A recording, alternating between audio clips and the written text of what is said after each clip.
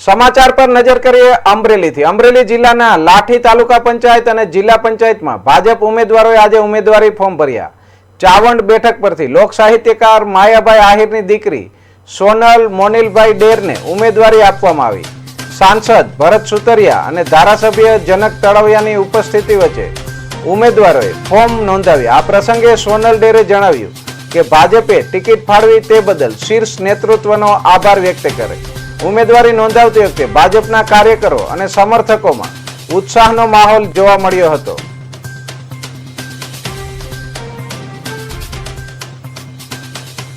તમામ ઉમેદવારોના ફોર્મ આજે અમે રજૂ કર્યા છે અને સાથે સાથે જિલ્લા પંચાયતની 3 સીટના પણ ફોર્મ અમે આજે રજૂ કર્યા છે।